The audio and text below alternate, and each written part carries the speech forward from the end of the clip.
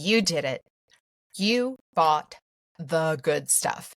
Maybe it was a beautiful Barolo you splurged on for a future celebration or anniversary, or maybe it was just a case of Sauvignon Blanc that you bought on that amazing trip to New Zealand. Whatever the case, you get home and you pull it out of the box and put it in your decorative wine rack on top of your refrigerator. Yikes. This is the number one mistake I see smart, successful people like you make. We treat our $100 or more bottles of wine with the same care as we do that $15 bottle. And while it should give us high anxiety, that feeling like we're destroying a beautiful asset, often we don't think a thing about it. However, when we do pull that special bottle out 2 years down the road, we start to worry. Did we treat it the way we should have? And will it taste amazing? Or, well, like nothing special? Today, we are ending that anxiety. You're not just storing wine. You're going to walk away with your very own wine protection strategy that is simple, effective, and will give you the confidence that every single bottle you ever own is protected perfectly, whether you plan to drink it next week or next decade. Stay tuned. Welcome to Everyday Sommelier, where we make learning about wine approachable, fun, and something you can actually enjoy. I'm your host, Kristi Mayfield. Think of me as your sommelier next door, here to help you cut through the complexity so you can enjoy every glass with confidence and learn wine your way. I'm guilty. I destroyed what would have been an amazing bottle of wine.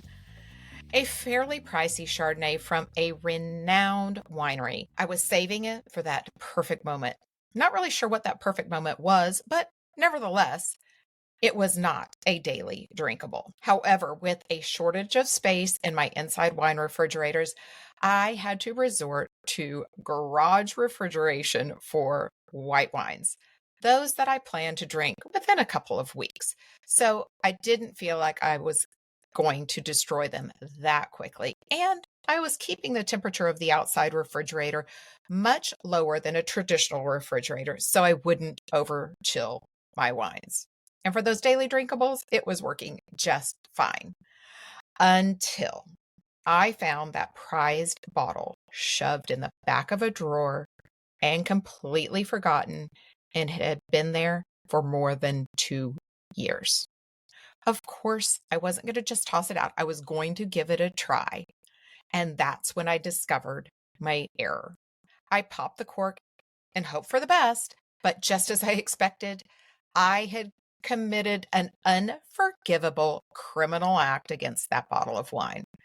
It was okay, but it was completely out of balance. The high acidity overwhelmed the luscious fruitiness, and most importantly, I learned a very sad lesson. So how can you avoid making these same mistakes in your own home? Well, let's first tackle the elephant in the room. Not every bottle is destined for long life. Only 3 to 5% of wines truly get better with age.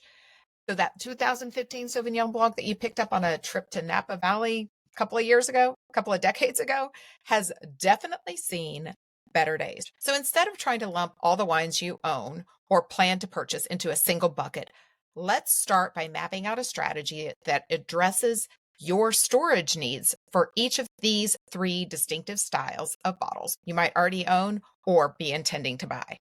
The first, one of my favorites, the daily drinkables. These are wines you plan to consume within 6 months. These are wines for everyday enjoyment, casual dinners, and sips out on the patio. The strategy for storing them is simple and effective. You find a cool, dark place where the temperature is consistent month in and month out. It stays at the same temperature, plus or minus a few degrees, all year round.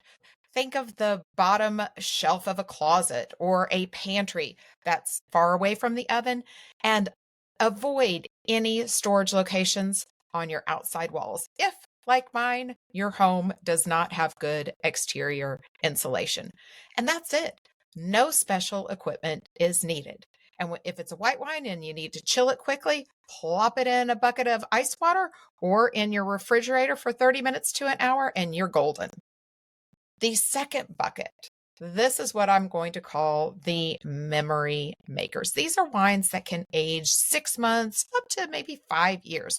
The wines you buy and save for special occasions. They're your special occasion bottles. They're meant to be splurges, or if you're really generous, a gift for a friend. This is where you need to upgrade your storage strategy. This tier of wine deserves and requires a dedicated wine refrigerator or wine cooler. Let's discuss why that investment will protect your assets from the key enemies.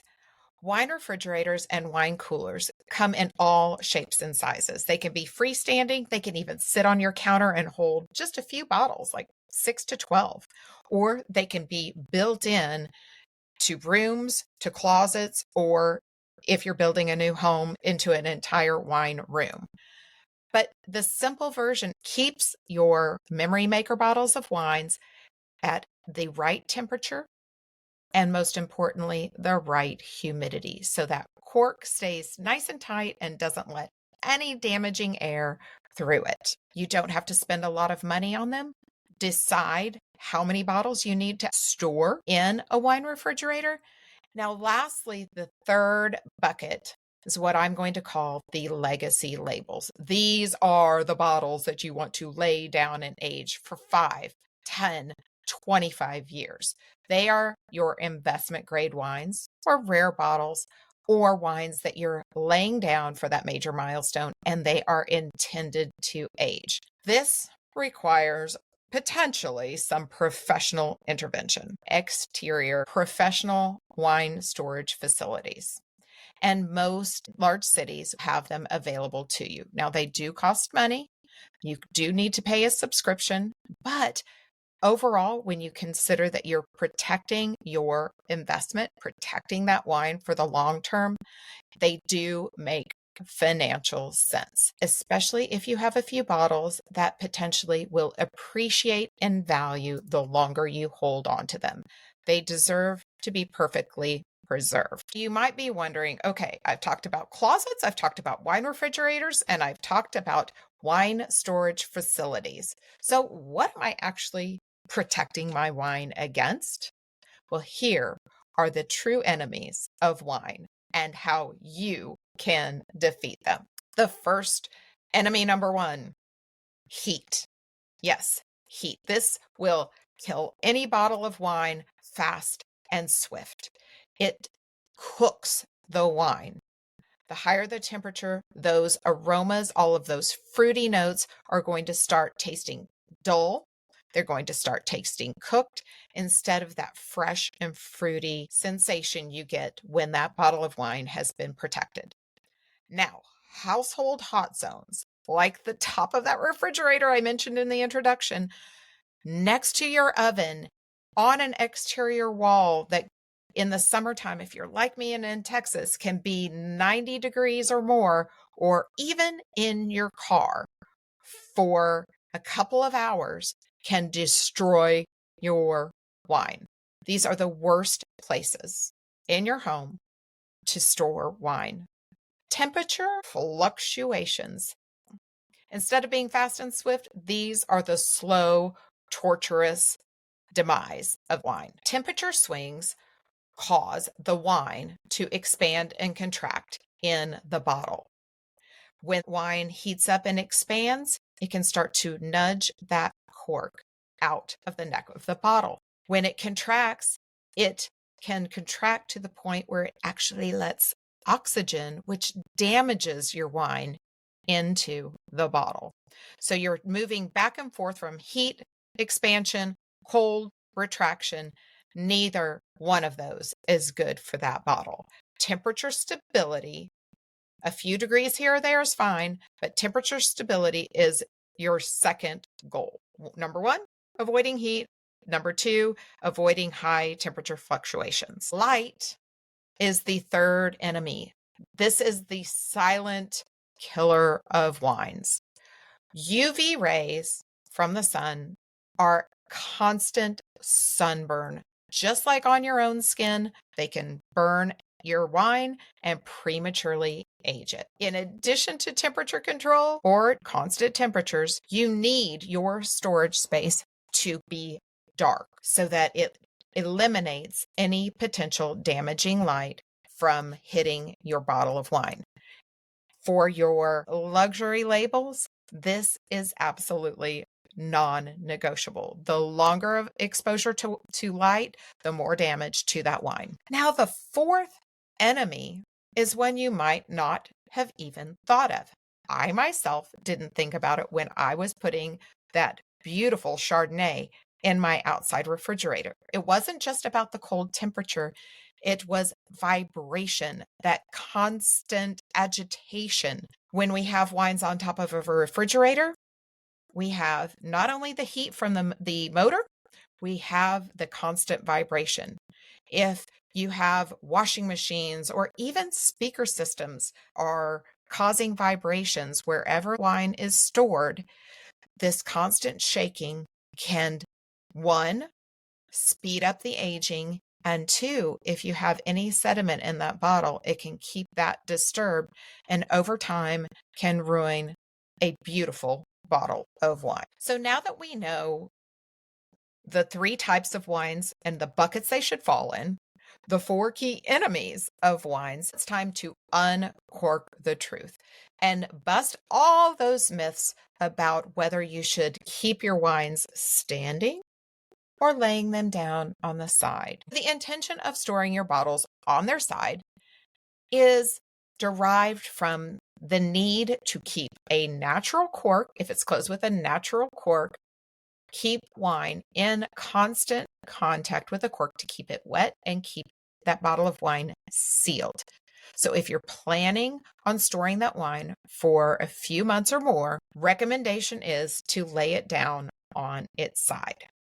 However, I have seen some recent studies that do say the humidity level inside that bottle, even if that bottle is standing, is enough to keep the cork moist to prevent oxygen from going through. However, what I will tell you is if you intend to keep that wine for more than a few months, play it on the safe side and lay that bottle sideways. If you're talking about wines with screw caps, synthetic corks, standing that bottle up vertically is perfectly fine, especially if you plan to drink that wine within a few weeks. And if you have a favorite wine and you're like me and purchase an entire case of it at a time, simply lay that bottle on its side, heck, even turn it upside down to keep that cork in constant contact with the liquid. Another question I frequently get asked is, can I simply just store my wine in the refrigerator in my kitchen? Well, here's the cold hard truth. Long-term storage, absolutely not. Just as with that Chardonnay I ruined, your kitchen refrigerator is too cold, it's too dry, and the vibrations, all three of those elements will diminish the overall quality and the overall flavor of your wine within months, not years. So for short-term chilling, absolutely. If you are going to be drinking that bottle within a few hours or even a few days, plop it in your refrigerator. It is the perfect tool to chill that bottle of white, rosé, or sparkling wine until you're ready to serve it. Just don't put it in a drawer and forget about it like I did. Now you are armed. You are ready to take action and build your very own wine asset strategy. And here are the 4 empowering steps you can take to start to transition from storing the wrong way to creating a magical environment for your bottles, whether they're daily drinkables or luxury labels that you intend to hold on to for a decade or more for that very special occasion. Number 1, we are going to start with a triage plan for your current bottles. Pull all your bottles out right now and sort them. Are they daily drinkables? Are they memory makers or are they luxury labels? Separate them into those three buckets. And for your ready to drink daily drinkables, find that cool, dark, temperature stable spot in your home and move your tier one bottles, move those daily drinkables right there today. Now, if you have wines that fall into that luxury label collection, or memory makers, and you say you have 6 or more of these, find a wine refrigerator that meets your space needs and meets your bottle storage needs. Many of these have 2 zones, so you can store your whites and your reds in them at the same time, and they can easily be put on your counter in a closet, or if you happen to have a kitchen design that allows you to have them built in, they're perfect for that. So that is your next step. And third, start inventorying your memory maker and luxury label bottles. Manage these assets just as you would jewelry or your investments. You can start with a simple spreadsheet, or there's apps that you can download on your phone or computer like Cellar Tracker so that you constantly know what you have, where you have it, and when you're supposed to drink it. Protect your investment. If you have multiple cases that you've got stored in random places all over your house, it's probably time to become a member of an off-site wine storage facility. Many cities already have them, so just get online, find one that's near you, and consider renting a locker. Do this just as you might consider renting a lockbox at your bank for those seldom used valuables. And those wines will stay protected until you are ready to pop the cork on them. Your wine collection, no matter how many bottles you have, no matter how big the size, no matter how much money you've invested in it, is a reflection of your taste. It can be memories from your travels or for aspirations of future celebrations, and it deserves to be protected. So with this tiered strategy, you're now ready to move from worrying about your wines to mastering how to store them.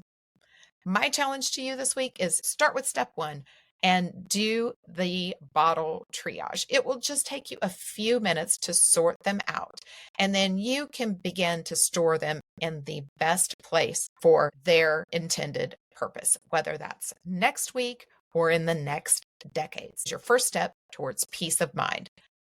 Let me know how it goes. Let me know what treasures you might have uncovered in your bottle collection, and send me a message on Instagram or post it on Instagram and tag me at Kristi, Kristi, Everyday Sommelier.